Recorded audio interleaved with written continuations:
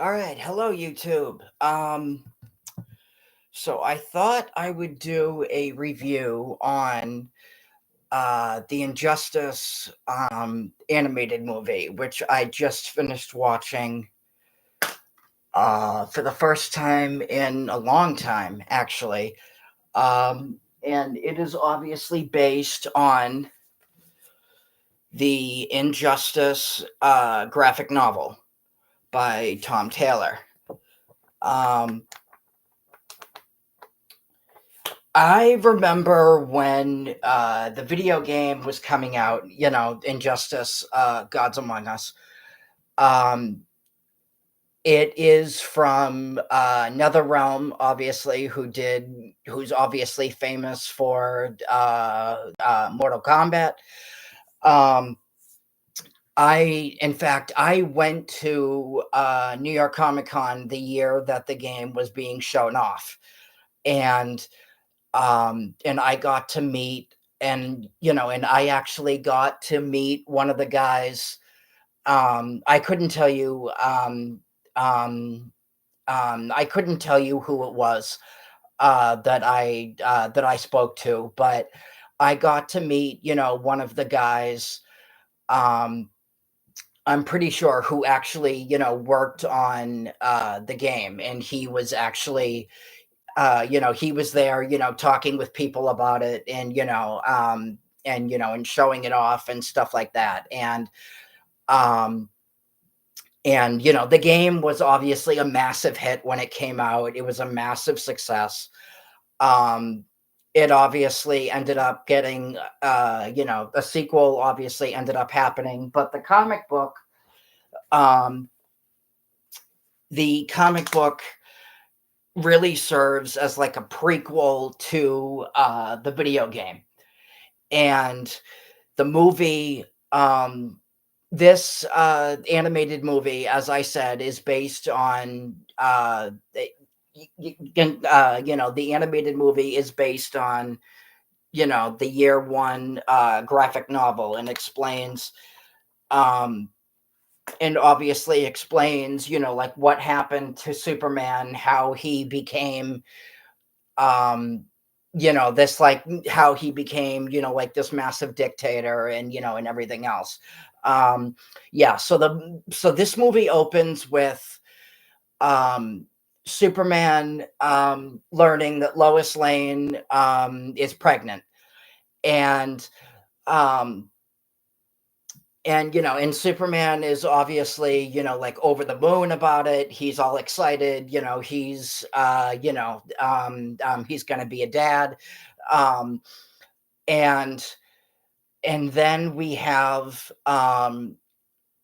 and then Batman learns that the Joker is in we learn that um we learn that the Joker is in Metropolis, and Batman is is in Metropolis to find the Joker. And um basically what ends up happening is Superman is the Joker has the Joker has come up with basically like this like master plan um to he basically he calls it like his greatest joke ever. um and basically what ends up happening is the Joker ends up tricking Superman into killing Lois Lane, and Lois Lane and their unborn child. And basically what ends up happening is um the Joker gets his hands on some of the Scarecrow's fear toxin, which obviously on its own, wouldn't work on someone like Superman. But laced with kryptonite, it definitely would. And that's what ends up happening. And he puts he attaches he, the Joker attaches basically a bomb Lois Lane, and it ends up, you know, the bomb, ends up going off, and the bomb ends up going off, killing, uh, killing, just thousands and thousands of people.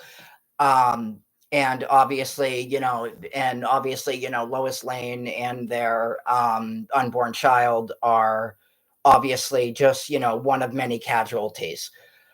Um,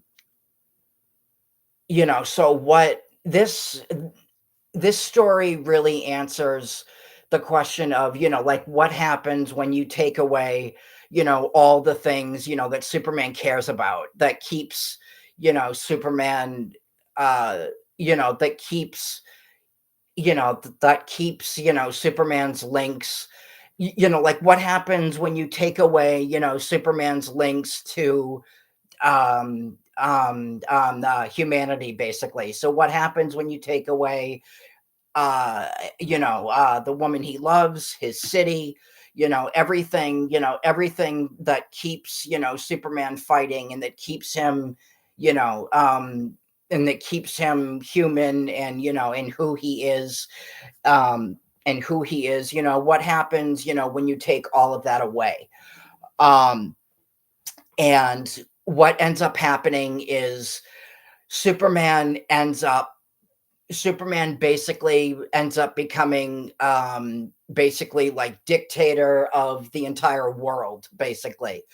Um, it is a much, much, much different, um, interpretation of Superman than what, than what people are used to seeing.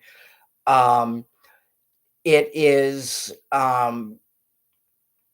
it's, Superman basically goes rogue, basically, and he um he becomes hell bent on, um basically,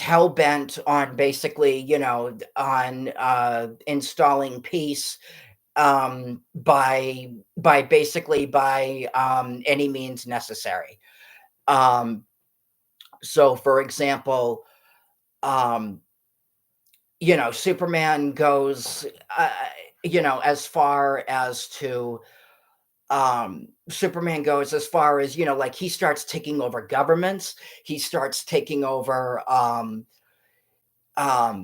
he starts taking over, governments. He starts taking over,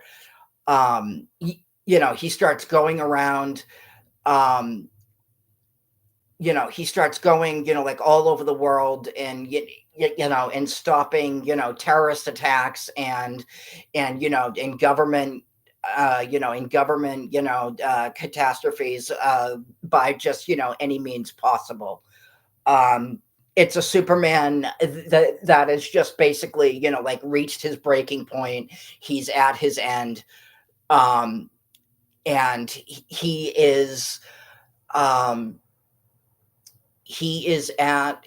um, he's at the point, where he's just fed up with standing for, truth, justice, and the American way. Um, and it's just basically at a point where, um, he is at a point where he's going to install peace, by any means necessary. If it, like, if it doesn't, he doesn't care, like, who he has to kill, threaten, blackmail, whatever. He's going to do, um, if that's, like, if that's what he has to do to get, to make sure, that people get the message, then that's what he's going to do. Um, and it is a, um, this actually very reminds, um, the concept of injustice actually very much reminds me um, Marvel Civil War by, Mark Millar and, Steve McNiven. It, uh, it has a lot of similarities as Civil War, um, in terms of, like, what, this doesn't, Superman's actions aren't just affecting, the Justice League. It's also affecting the entire world because this is obviously because, Superman obviously,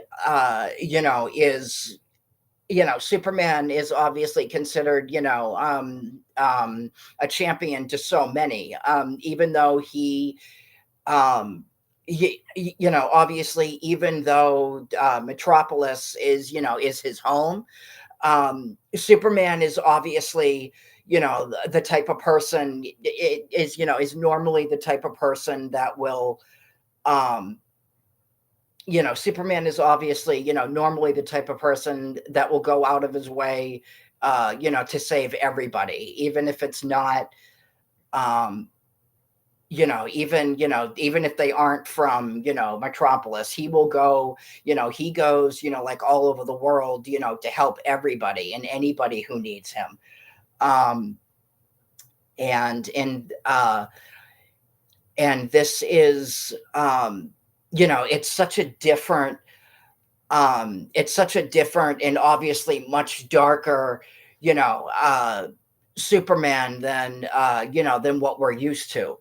Um, and it is, um, and it doesn't, and as I said, it doesn't just, it doesn't, everybody is affected by this new Superman, uh, like it has completely destroyed, um, it has completely destroyed, it has completely destroyed the Justice League. Um, so much so to the point where, um, you're either on Batman's side or you're either on Superman's side. Batman um, is very much the, I don't want to say the Captain America of Civil War, but Batman, who has obviously always, walked that fine line, between hero and anti-hero. Obviously, because Batman has obviously always been, a darker character. Um, Batman is really, um, in this movie, and obviously, in the graphic novel, he is very much a, um, he's pretty much the glue holding, um, like holding everything together. He is fixated on stopping, um, Superman. Um, much like in Civil War, um, much like in, Marvel Civil War, Batman, has his team, and then, Batman has his team, Superman has his team. Um, just like, in Marvel Civil War, you were either on Captain America's side or you were on, Iron Man's side.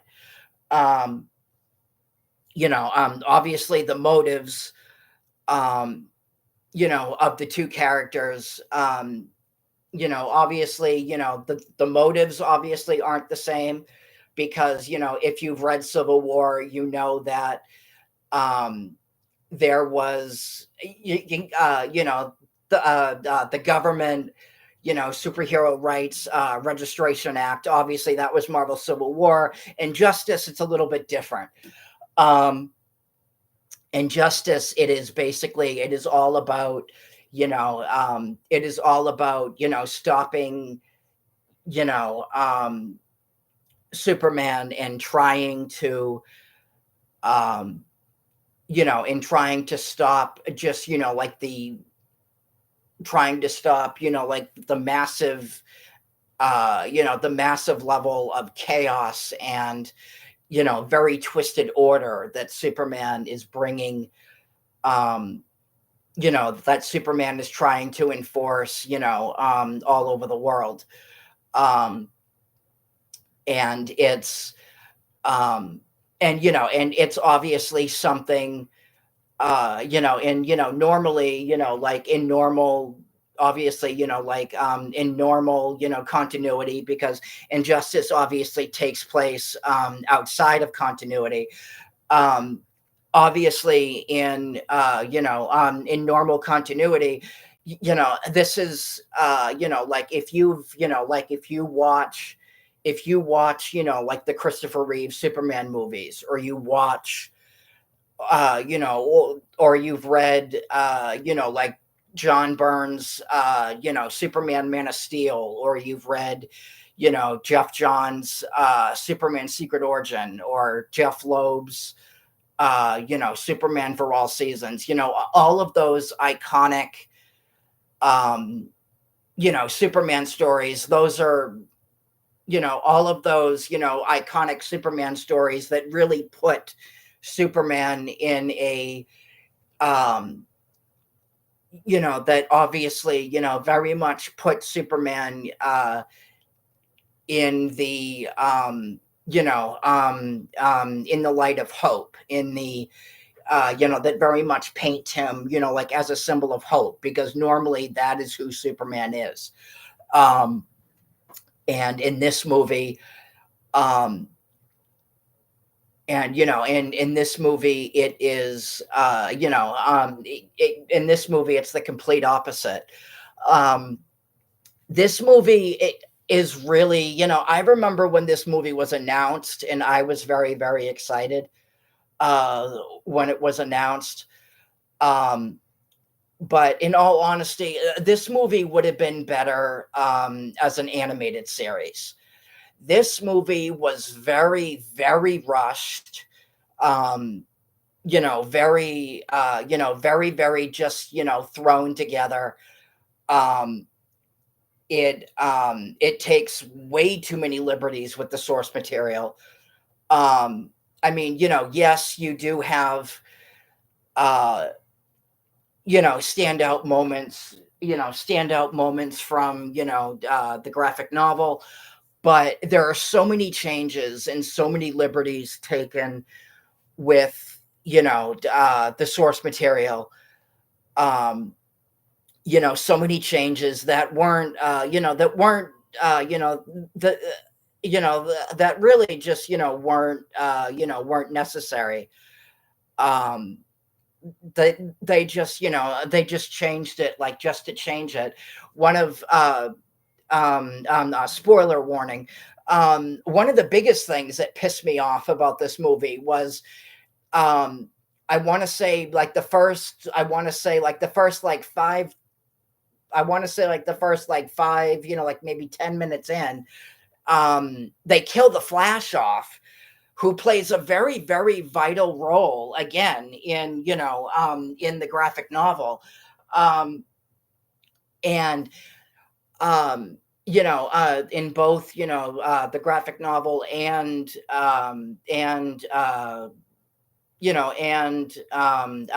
the video game.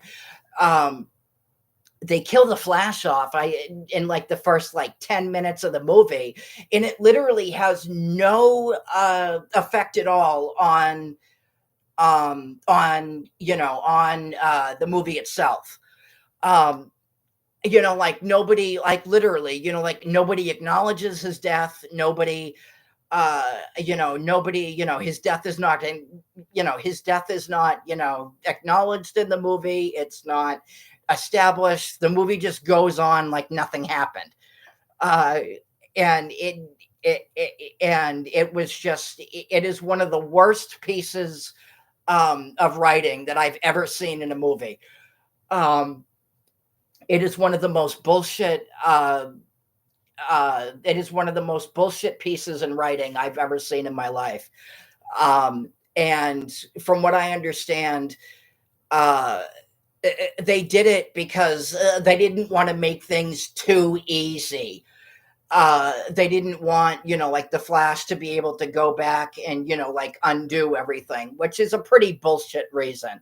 You could have still had the Flash, uh, in this movie, and not have them, you know, do that. In the comic book, he doesn't do that, you know, in the You know, in the comic book, he doesn't do that. They don't kill him off in the you know they don't kill him off in the comic. Um, but yeah, no, it was such a fucking ridiculous uh you know um move, and it was just there was no reason at all to do it. Um, there was no reason at all to do it. Um, and but you really see um one of the things that I will give this movie credit for is you really, really see the monster, um, you know, that Superman, turns into, um, and you really see just, like how low he sinks. Um, so much so to the point, so much so to the point where um, he's literally nothing, but like a shell, like of his former self. It, yeah, what he turns into, the monster that Superman turns into in this movie. Um, the monster that Superman turns into, later on in this movie as he goes around, toppling governments, toppling, uh, killing, pretty much, anybody, who gets in his way, um, killing anyone who doesn't, um, killing anybody, who just doesn't agree with him, or his point of views, or even, the laws that he's put, uh, into effect. Um, it is, this movie does a great job um, at showing us that, at showing just again, how far he's sunk, um, and um, and just like how far he's sunk, and how um, and really just like how low he's gone. I mean, um, you you even have like Wonder Woman, who um you even have like Wonder Woman on Superman's side. um you even have Wonder Woman on Superman's side, and characters that members of the Justice League um who you're so used to seeing, working together, um, are now on opposite sides. Um, and and Superman and Batman themselves, who usually, um, and Superman and Batman and Superman and Batman themselves, who have obviously been, best friends, and very Batman and Superman usually these are two characters, who have known each other forever. They're basically brothers. They they're basically brothers, they're best friends. And in this movie you really see like their bromance like fall apart.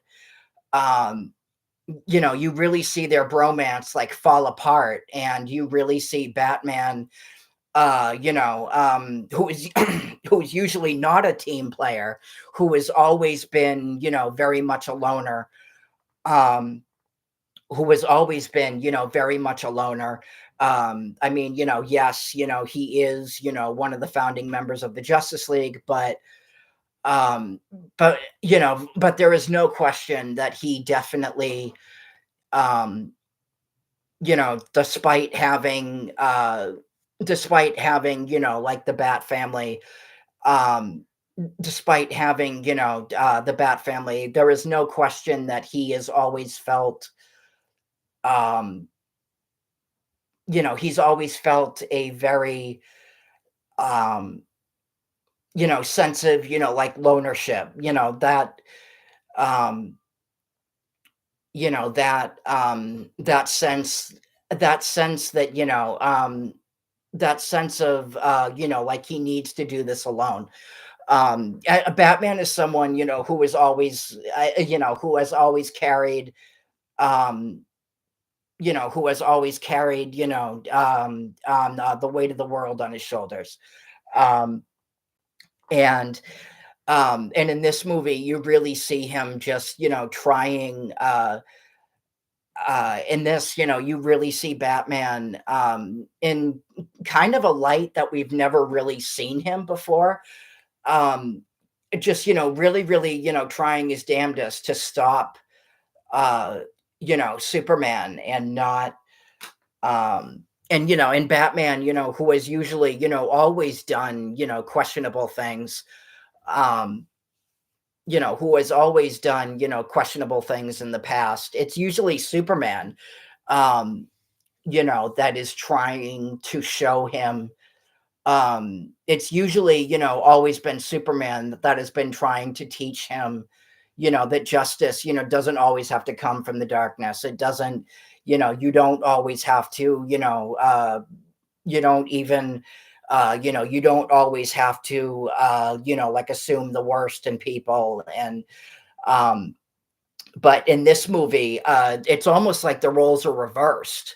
Um, Batman um, is really trying to show, um, Superman that he is, that he is out of line, that he is not, um, that he's out of line. He's like, hey, he's trying to show him. He's like, hey, what you're doing is, people are, people are scared shitless of you. Uh, people are, people are now, living in fear. Um, and Superman's like, good, they should be. They should be, they should be afraid, to pull the trigger. They should be afraid to, just, like all of these things that, that Superman would never do, normally. And, um, the, uh, the voice cast for the most part is pretty solid. Anson Mount, does a good job, voicing Batman. Justin Hartley, who actually played, Justin Hartley, who actually voices Superman in this movie, um, who played, Green Arrow on Smallville once upon a time, um, actually does a pretty damn good job, portraying a rogue, um, Superman. I was kind of surprised that they didn't just bring back, the voice cast of, I was a little bit surprised that they didn't bring back, you know, that they didn't just, use the voice cast of, the Injustice, um, that they didn't just bring everybody back, who voiced them in, the video game. But, um, for the most part, everybody does a pretty good job with their roles. The only one that I didn't like, um, in this movie was the voice of, the Joker. I don't remember his name off the top of my head. It's Kevin, Pollak, I think is his name. Feel free to correct me if I'm wrong in the comments. Um, but his voice did not do it for me as the Joker at all. Um, his uh, his voice did not um, his his voice was just a his was just not good at all. Um, but the animation is solid. The animation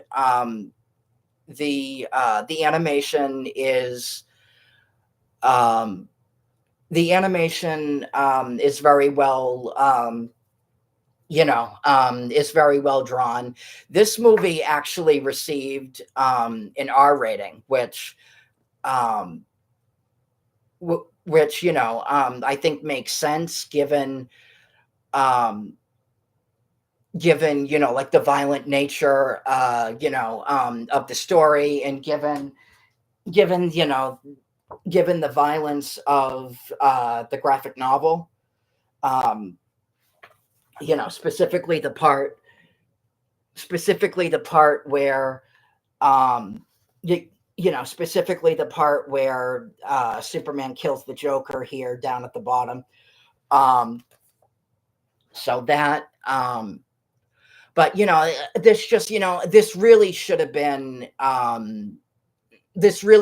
an animated series, because it really felt like um the comic book alone. I think there are like um I think I think there are at least like I think there are at least like 5 or 6 volumes to this. And if you look at um the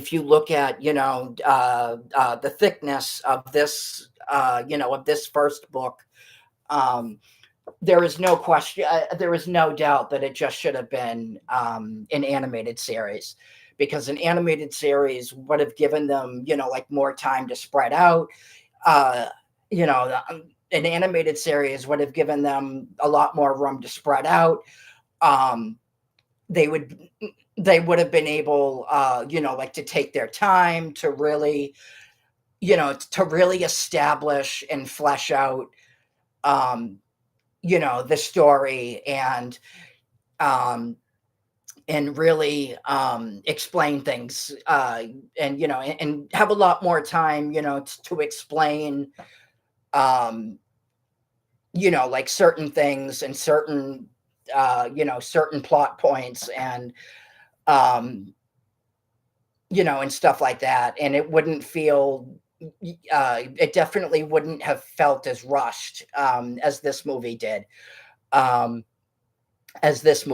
because this movie really felt um as I said before, just very rushed, very just thrown together. Entirely too many liberties taken with the source material. um too many shortcuts taken. And I wouldn't be surprised if the reason why they took as many shortcuts as they did is because you could only cram so much into like an 80-minute something movie, which is normally how long these animated movies are. They're usually like in between like 75 to like 80 minutes long.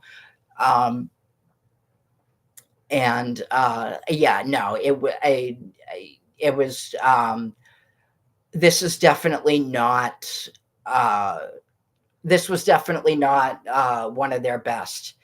um and it definitely should have been an animated series, um because this was just very rushed, and just very thrown together. um and like I said, I remember when it was announced.